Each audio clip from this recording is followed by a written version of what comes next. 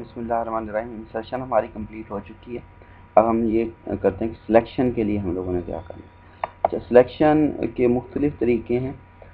हम प्राइमरी की बेस पे भी सिलेक्शन कर सकते हैं। सिलेक्शन आल को सिलेक्ट करके भी हम डिस्प्ले में ला सकते हैं। तो हमें प्राइमरी की बेस पे सिलेक्शन को प्रेफर करता हूँ, वही बनाते हैं। हम क्या करते हैं, सिंपली मैं ये जो इंसर्शन फॉर्म था इसको थोड़ा सा अपडेट कर लेता हूँ।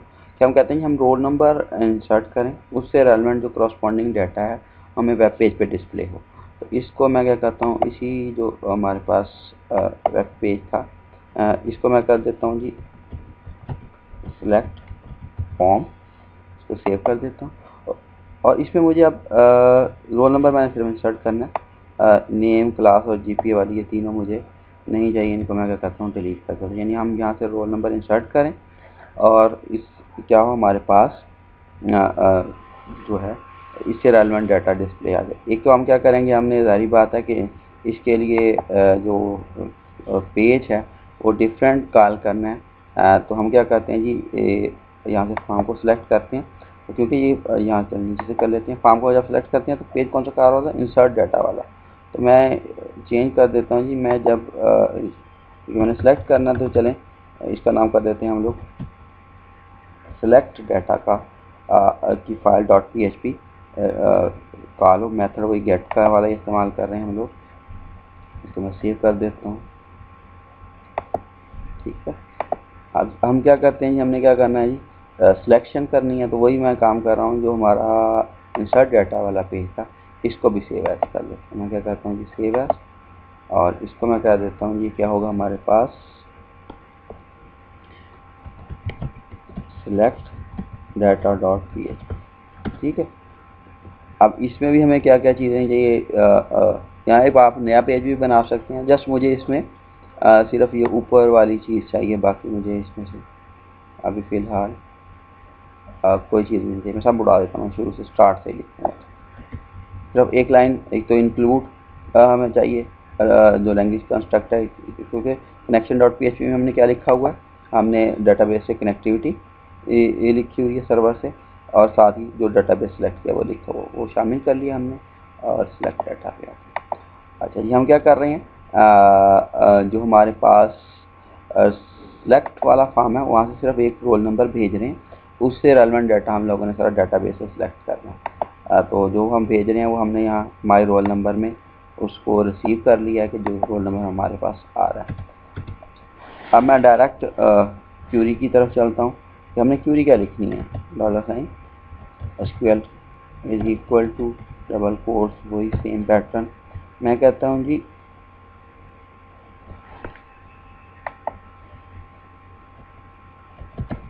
सिलेक्ट, स्टैटिक यूज़ भी कर सकते हैं, फील्ड्स नेम भी रख सकते हैं। स्टैटिक कर लेता हूँ, फ्रॉम टेबल का क्या नाम है हमारे पास, स्टूडेंट वेयर रोल नंबर। ये वाला रोल नंबर फील्ड कौन सी है, जो डाटाबेस में हमने क्रिएट की हुई है, इज इक्वल टू। तो अब हमारे पास जो रोल नंबर और न्यूमेरिक है, तो हमें यहाँ कोई भी सिंगल कोट्स यूज़ करने की ज़रूरत नहीं है। हम किस में स्टोर करवा रहे हैं, $माई रोल नंबर के वेरिएबल में स्टोर करवा रहे हैं, वो यहाँ पर दे देते हैं। यानी आपने डाटा बेस से ये सारी चीज़ सेलेक्ट करके लेके आनी है, और जहाँ पे रोल नंबर जो भी हम एंटर करेंगे, ठीक है।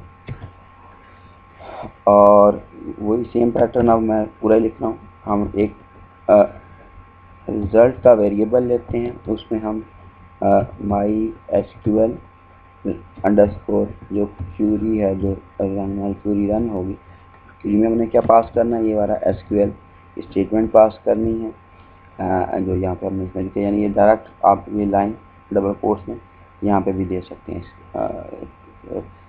मेथड के अंदर भी। यानी ये रिटर्न होगी, अगर रिटर्न यानी कोई आ जाता है, यानी ऐसा हमने इनपुट रोल किया है, रोल नंबर किया है जो कि वाकई ही हमारे टेबल में एग्जिस्ट कर रहा है। हम चेक करेंगे जी, इफ़ हमारे पास $, रिज़ल्ट में हमारे पास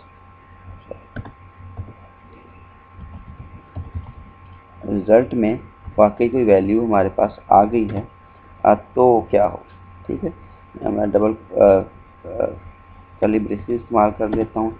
इफ के अंदर हमने काफ़ी सारी लाइन ऑफ कोड्स लिखनी है। हाँ, ये इसका ब्लॉक हो गया। और एल्स में क्या कर देते हैं लोग, एल्स में हम कह देते हैं, चलो सिंपली ये कह देते हैं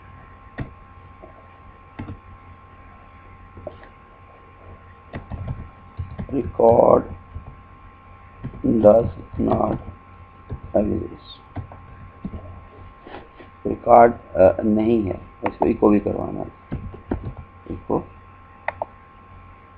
ठीक है, अब अगर रिकॉर्ड पड़ा होगा तो क्या करना है हमने, देखिए रिकॉर्ड आ गया। अब रिकॉर्ड हमारे पास एक पूरा कह लेंगे इस वेरिएबल में स्टोर होगा, क्या होगा, रोल नंबर भी होगा, नेम भी होगा, क्लास भी होगी, जीपीए भी होगा। तो उसको हमने डिस्प्ले कैसे करवाना है, तो हमारे पास एक हम कह देते हैं जी, चलो जी $, मैं माई वेरिएबल ले लेता हूँ, इज इक्वल टू, एक बिल्ट इन मेथड है हमारे पास माई SQL underscore fetch underscore array।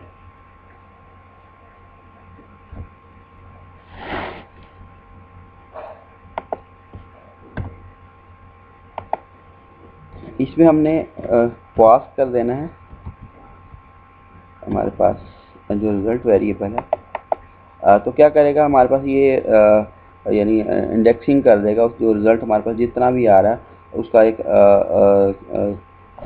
अरे बना देगा, एसोसिएटिव अरे, और उसमें जो सारी की सारी वैल्यूज़ हैं वो सेव हो जाएंगी, जितने भी रिकॉर्ड नंबर ऑफ रिकॉर्ड आ रहे हैं वो सारे सेव हो जाएंगे।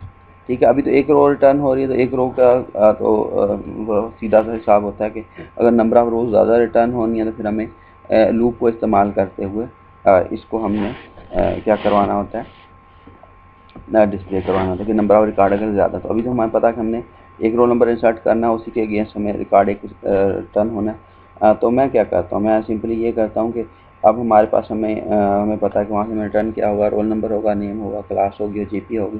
तो उनको ही हम लोग डिस्प्ले करवा लेते हैं। हम कहते हैं जी इको और चलो डबल कोट्स में एक ही लाइन में करवा लेते हैं, इको $, माई के अंदर से मुझे रिटर्न करो, क्योंकि एरे बन रहा है और ये एसोसिएटिव एरे है। एसोसिएटिव एरे की ये प्रॉपर्टी होती है कि इंडेक्सिंग 0-1 से भी आप कर सकते हैं। आप कहते हैं जी 0 इंडेक्स पे चीज़ पड़ी है वो मुझे रिटर्न कर दो, यानी पहला। और उसके बाद मैं कहता हूँ जी स्पेसेस आ जाएँ और फिर $, माई, फिर जो इंडेक्स 1 पे चीज़ पड़ी है वो मुझे रिटर्न कर दो। मैं कहता हूँ जी स्पेसेस आ जाएँ, $, माई, फिर री इंडेक्स पे जो चीज़ पड़ी है वो रिटर्न कर दो, फिर $, माई, जो इंडेक्स सॉरी 1 2 और 2 एंड 3, टोटल 4 ही चीज़ें थी ना हमारे पास, तो वो रिटर्न हो जाएंगे। तो हमने प्राइमरी की यूज़ की है सिलेक्शन के लिए, तो देख लेते हैं ये रिटर्न कर रहा है कि नहीं कर रहा है, रोल नंबर रिटर्न करेगा या नेम, क्लास और जी से करेगा। तो चेक करते हैं और चेक करके देखते हैं कि हमारे पास सक्सेसफुली रन हो रहा है या नहीं हो रहा है। वापस हम लोग सिंपली लोकल होस्ट पे आते हैं।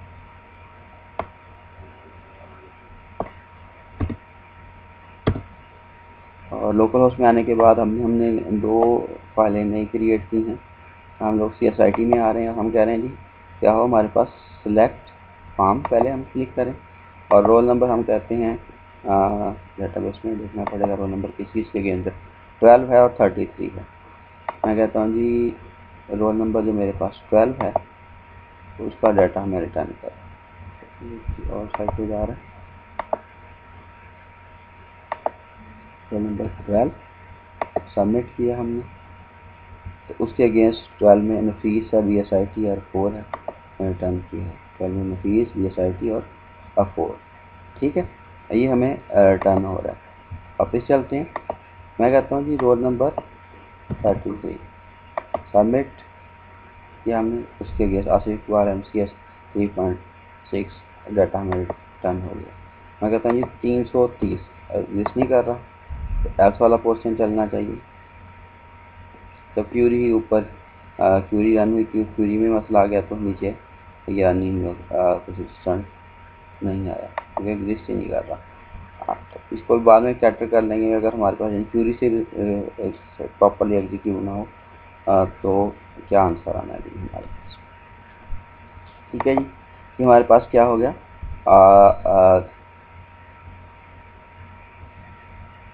हमारे पास सिलेक्शन हो। सिलेक्शन बेसिकली जो हो रही है, अगर मैं ये चाहूँ कि हमारे पास जो सिलेक्ट होके आ रहा है डाटा वो इन द फॉर्म ऑफ मेरे पास टेबल में डिस्प्ले हो, यानी प्रॉपर टेबल में डिस्प्ले हो, तो सिंपली मैं क्या करूँगा, इंसर्ट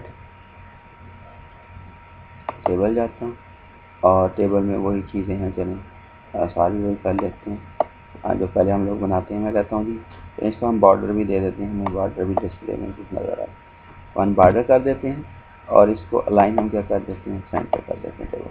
मैं कहता हूँ जी सामने क्या लिखा हुआ है, रोल नंबर, यहाँ क्या लिखा हुआ है, नेम, क्लास, और फिर क्या हो, जीपी हो। तो सबमिट वगैरह तो नहीं करवाना हमने, तो वो चीज़ हमारे पास यहाँ नहीं। मैं क्या कर रहा हूँ, इनके सामने डिस्प्ले में आए तो हमें क्या करना होगा, PHP का स्क्रिप्ट यहाँ पे हमें लिखना होगा। दो तरीके हैं इसके लिखने के। अब यहाँ पे क्लिक किया, कोड व्यू में करते हैं। अब इसके यहाँ पे मैंने डिस्प्ले में लाना है, तो सबसे पहला काम तो मैंने क्या करना है, PHP का टैग लिखना है। ठीक है, इसके अंदर TD के अंदर क्या करवाऊँगा मैं, इको $, माए हमारे पास क्या था, अरे बन रहा ऊपर, और 0 इंडेक्स पे जो चीज़ पड़ी है वो यहाँ पे क्या करवा दो, इको करवा दो। ठीक है, इस जगह आगे चलते हैं। फिर दूसरी मैंने क्लिक किया TD में, कोड में आ जाता है जी, यहाँ पे हमने डिस्प्ले करवाना है। तो दोबारा मैं क्या लिखता हूँ, वही चीज़ PHP, और ये PHP का टैग क्लोज किया मैंने, और इको $माय। अच्छा, लास्ट टाइम मैंने क्या इस्तेमाल किया, 0 1 2 3 इस्तेमाल किया कि मुझे छोटा सा टेबल था, मुझे पता है कि इंडेक्स पे 0 पे क्या पड़ा, 1 पे क्या पड़ा, 2 पे। इसको मैं बाय नेम भी एक्सेस कर सकता हूँ। ये कौन सी फील्ड्स होंगी, ये मैं अभी रोल नंबर वाली ऊपर वाली कर रहा हूँ कि पहली जो मेरी पास डेटाबेस में फील्ड है उसका क्या नाम है, रोल नंबर, या जो डाटा रिकॉर्ड रिटर्न हो रहा है उसमें एक रोल नंबर भी है, एक क्या है मेरे पास, नेम भी है, या 0 1 2 3 इस्तेमाल कर लें या इस्तेमाल करें। मुझे पता है कि इस TD को छोड़ के अगले TD में मैंने डिस्प्ले करवाना है, तो मैं क्या करता हूँ, इतने PHP के कोड को यहाँ से, ये बार बार मुझे सेम ही चाहिए, कॉपी करता हूँ, इस जगह पेस्ट कर देता। अच्छा, आपने डिज़ाइन व्यू में नहीं करना, कोड व्यू में पेस्ट करना, वरना डिज़ाइन व्यू में ऐसे ही आपके पास आ जाएगा। तो अगली क्या चीज़ चाहिए मुझे, नेम के बाद क्लास है, और लास्ट में क्या है मेरे पास, GPA। सेव कर लेते हैं इसको, और इसके आखिर में सेमीकोलन भी आए, सब सेव कर लेते हैं और दोबारा से चल के इसको हम एग्जीक्यूट करते हैं। रोल नंबर फिर मैं कहता हूँ कि क्या था, ये 33 है, सबमिट करवाते हैं। अच्छा, ये अनडिफाइंड वेरिएबल ऑन, फिर एरर आ रहा है, इस एरर को देखते हैं। अच्छा हाँ, हुआ क्या है, हमारे पास जो हमने डिक्लेयर किया है माई का, यानी फेच किया है रिज़ल्ट, वो हमने इफ के ब्लॉक के अंदर किया है। तो जब इफ का ब्लॉक हम क्लोज कर रहे हैं तो आई थिंक सो वहाँ पे हमारे पास ये स्टोर सही नहीं हो रहा। एरर कौन सी लाइन पे आ रहा है, लाइन 4 पे। अच्छा सॉरी, ये मैंने कॉल क्या किया, जो टेबल बना है ये ऊपर बना है और बाकी जो सारा काम क्यूरीज रन हो रही हैं वो नीचे रन हो रही हैं। तो सिंपली मैंने क्या करना है, इस टेबल को उठा के पूरे को क्या करना है, टेबल को इधर को, इसको मैं क्या करता हूँ, कट करता हूँ,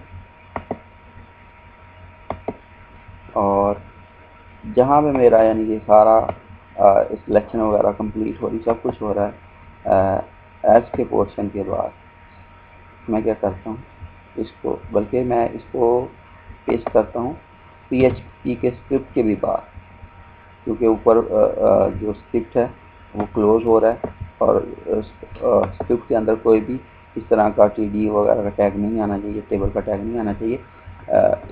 उसके लिए मैंने इसको बाहर करवाया, पेस्ट किया। अब हम दोबारा से चलते हैं और इसी पेज को चलें। अगर मैं रीलोड करवाता हूँ, प्रॉपरली देखने के रोल नंबर के सामने रोल नंबर, नेम के सामने नेम, क्लास के सामने क्लास और GPA के सामने GPA आ गया। ठीक है। अगर हम सिंपल यहाँ पे डिस्प्ले करवा सकते हैं तो इसको हम क्या कर सकते हैं, टेक्स्ट फील्ड के अंदर भी ला सकते हैं।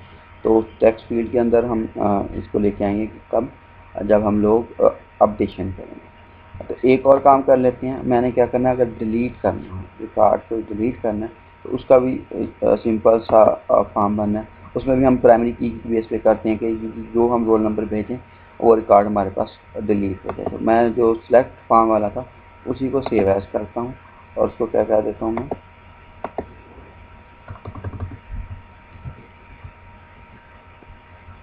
Delete form. ठीक है। अच्छा, और इस डिलीट फॉर्म में अब हमने एक्शन में क्या करना है जी, मैं कह देता हूँ जो फाइल कॉल होगी उसका क्या नाम होगा, डिलीट डाटा। यानी ये कौन सा जो फॉर्म बनेगा, यानी यहाँ से आगे प्रोसेस किधर जाना है। तो जो सिलेक्ट डाटा वाला है जिससे हम डेटाबेस से सिलेक्ट करके लेके आए, इसी को मैं सेव एज करता हूँ। क्या कर देता हूँ, इसका नाम वही डिलीट डाटा कर देते हैं, .php कर देते हैं, इसको सेव कर देते हैं। ठीक है। तो इसमें मुझे क्या क्या चीज़ें चाहिए, इंक्लूड वाला चाहिए, ये रोल नंबर भी चाहिए और नीचे वाले यहाँ तक चीज़ें चाहिए। बाकी जो टेबल वगैरह बना था ये सारा मुझे कुछ भी इसमें से नहीं चाहिए। मैं क्या करता हूँ, यानी क्या काम क्या हो रहा है मेरे पास, रोल नंबर गेट हो रहा है, गेट होकर इस वेरिएबल में स्टोर हो रहा है।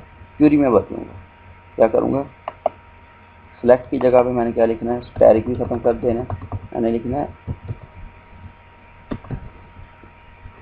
डिलीट।